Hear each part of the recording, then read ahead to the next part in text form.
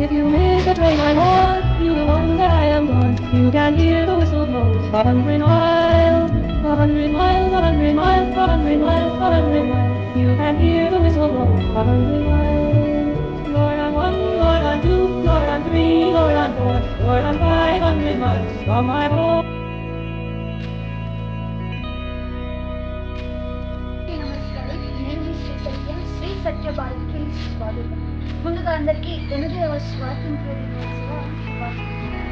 British పాలన నుంచి రాష్ట్ర శృంఖలాలు పెంచుకుని ఎంతో మంది స్వాతంత్ర సమరయోధుల పోరాట ఫలితంగా మనం స్వేచ్ఛ నేటికి 80 సంవత్సరాలు. ఈరోజు నేను ఒక ప్రశ్న అందరినీ అడగబోతున్నాను. నిజంగా మనం నేటికి స్వతంత్రులమైన బ్రిటిష్ పాలన నుంచి బయటపడ్డాం, కానీ అగ్రరాజ్యాల ఆర్థిక శక్తి ముందు, సాంకేతిక ఆధిపత్యం ముందు, వారి మార్కెట్ల ముందు, వారి ఆలోచన ప్రభావాల ముందు మనకి ఇంకా ఇండిపెండెన్స్ ఉందా? ఒకప్పుడు విదేశీ పాలకుడి చేతిలో మన దేశం తాళాలు ఉన్నాయి. ఈరోజు మన డేటా ఎవరి చేతిలో ఉంది? మన సాంకేతికత ఎవరి మీద ఆధారపడి ఉంది? మన ఆలోచనలు ఎవరు ప్రభావితం చేస్తున్నారు? రాజకీయ స్వాతంత్ర్యం వచ్చింది, కానీ రాజకీయంలో డబ్బు ప్రభావం తగ్గిందా? మీరే ఆలోచించండి.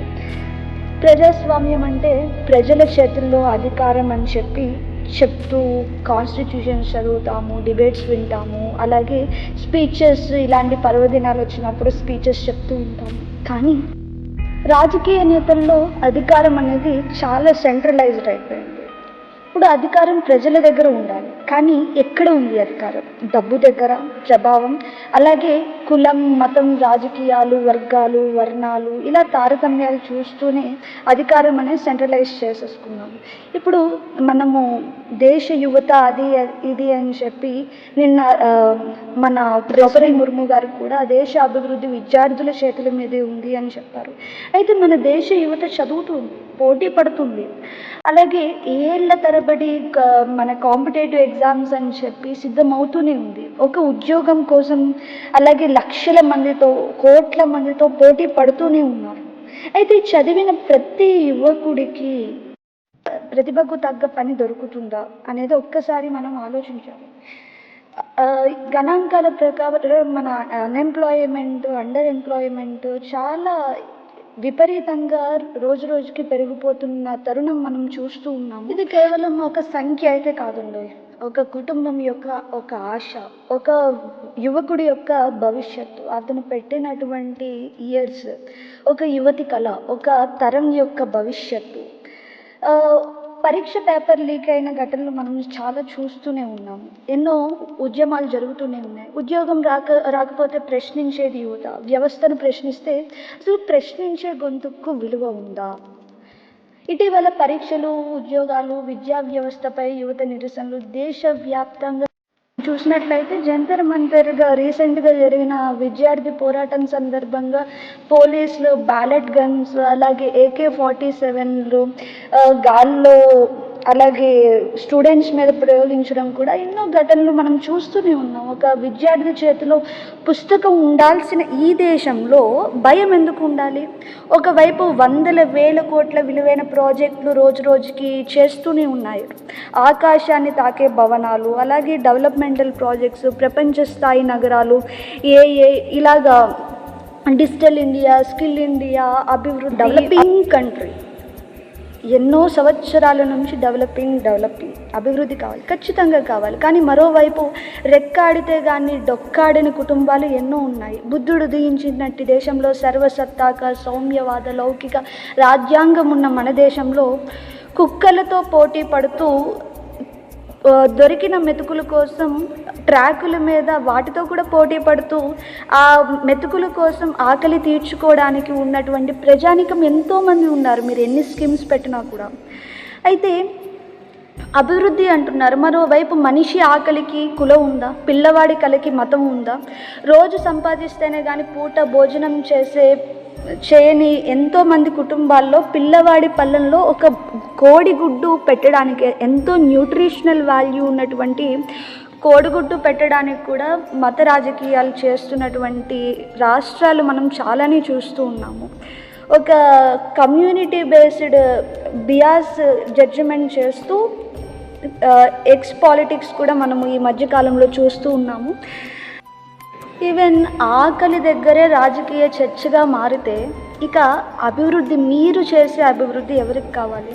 ఎందుకు మన రాజకీయాలు మనిషిని మనిషిగా చూడడానికి ముందుగా అతని కులం, రంగు, మతం, వర్గం ఇవన్నీ ముందు ఎందుకు అడుగుతున్నాయి? మనం బ్రిటిష్ వాళ్ళని వెళ్ళగొట్టాం, కానీ కులం నుంచి స్వేచ్ఛ పొందామా?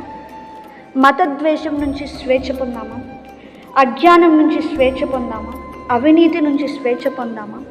భయం నుంచి స్వేచ్ఛ పొందామా? అసమానత నుంచి స్వేచ్ఛ పొందామా? భయం, మన హక్కుల గురించి అడగడం భయం, ప్రతి అడుగులో మనం భయపడుతూనే ఉన్నాం ఈ స్వతంత్ర భారతదేశంలో. అయితే ఇంకో ప్రశ్న అడగాలని ఉంది. ఈ ప్రపంచం డబ్బుకి బానిస అవుతుందా? కులానికి బానిస అవుతుందా? మతానిక, అధికారానిక, లేదా ఈ రోజు పరిగెడుతున్నటువంటి మార్కెట్గా? ఏఈకి కూడా మనం బానిసలు అవుతూనే ఉన్నాం కదా. మనిషిని సృష్టించిన సాంకేతికత మనిషిని నియంత్రించే రోజు వస్తే అప్పుడు మనం ఎవరికి బానిసలు అవుతాం? స్వాతంత్ర్యం అంటే కేవలం జెండా ఎగరవేయడం కాదు, ప్రశ్నించే హక్కు, భిన్నంగా ఆలోచించే ధైర్యం, తప్పును తప్పుగా అని చెప్పే ఒక అద్భుతమైన స్వేచ్ఛ. అలాగే అవకాశం కోసం కులం లేదా నెట్వర్క్ కావాలి అని వెతకాల్సిన అవసరం లేని అద్భుతమైన సమాజం కావాలి. ఆకలితో ఉన్న పిల్లవాడికి రాజకీయాల కంటే ముందుగా ఆహారం దొరికే దేశం నాకు కావాలి. ఇంకా చదువుకున్న యువతకు తనకు తగిన భవిష్యత్తు దొరికే సమాజం కావాలి. మహిళ భయపడకుండా ఆనాడు గాంధీజీ అన్నట్టుగా అర్ధరాత్రి తను స్వతంత్రంగా తిరిగే దేశం కావాలి. మతం వేరైనా మానవత్వం ఒక్కటే మనుషులు గుర్తించే ఏకైక భారతదేశంగా, విశ్వవ్యాప్తంగా విశ్వగురువుగా మన దేశం ఎదగాలి. 1947 మనకి పొలిటికల్ ఇండిపెండెన్స్ అయితే వచ్చింది, కానీ ఇప్పుడు మనం చేయాల్సింది, మన ముందు ఉన్నటువంటి లక్ష్యాలు ఏంటి అవి చూసినట్లయితే ఇప్పుడు మన తరం సాధించాల్సింది సామాజిక స్వాతంత్ర్యం, ఆర్థిక స్వాతంత్ర్యం, ఆలోచన స్వాతంత్ర్యం, సాంకేతిక స్వాతంత్ర్యం, మరియు అన్నింటికంటే మనిషి తన మానవత్వాన్ని కోల్పోకుండా మనకి మనం స్వేచ్ఛగా ఉండే స్వాతంత్ర్యం. మన స్వేచ్ఛ ఎవరికి ఇబ్బంది కలగకూడదు. కాబట్టి ఈరోజు నేను కేవలం హ్యాపీ ఇండిపెండెన్స్ డే అని ఆనందంగా చెప్పడానికి మీ ముందుకు ఇలా రాలేదు. ఈరోజు ఒక ప్రశ్న అడగాలని వచ్చాను. మన దేశం స్వతంత్రమైనదే, కానీ మనం నిజంగా స్వతంత్రులమేనా? మన ఆలోచనలు, మన సమాజం, మన దేశం, మన యువత, మన భవిష్యత్తు ఇవన్నీ ఎవరి గుప్పెట్లో లేకుండా మనం స్వేచ్ఛగా, స్వాతంత్ర్యంగా ఉండడానికి ప్రయత్నిస్తున్నామా? మనం నిజంగా స్వతంత్రులమేనా? అది ఒక్కసారి ఆలోచించండి. ఎందుకంటే దేశాన్ని ప్రేమించడం అంటే దాని ప్రతి సమస్యని దాచడం కాదు, దాని సమస్యలను ధైర్యంగా చూడగలగడం. దేశాన్ని విమర్శించడం అంటే దేశాన్ని ద్వేషించడం కాదు, మంచి భారతదేశం కోసం ప్రశ్నించడం, దాని గురించి ప్రశ్నతో పాటుగా దానికి సమాధానాలు వెతకడం. మనకి మనం స్వేచ్ఛగా ఉండే స్వాతంత్ర్యం, మన స్వేచ్ఛ ఎవరికి ఇబ్బంది కలగకూడదు. కాబట్టి ఈరోజు నేను కేవలం హ్యాపీ ఇండిపెండెన్స్ డే అని ఆనందంగా చెప్పడానికి మీ ముందుకు ఇలా రాలేదు. ఈరోజు ఒక ప్రశ్న అడగాలని వచ్చాను. మన దేశం స్వతంత్రమైనదే, కానీ మనం నిజంగా స్వతంత్రులమేనా? మన ఆలోచనలు, మన సమాజం, మన దేశం, మన యువత, మన భవిష్యత్తు ఇవన్నీ ఎవరి గుప్పెట్లో లేకుండా మనం స్వేచ్ఛగా, స్వాతంత్ర్యంగా ఉండడానికి ప్రయత్నిస్తున్నామా? మనం నిజంగా స్వతంత్రులమేనా? అది ఒక్కసారి ఆలోచించండి.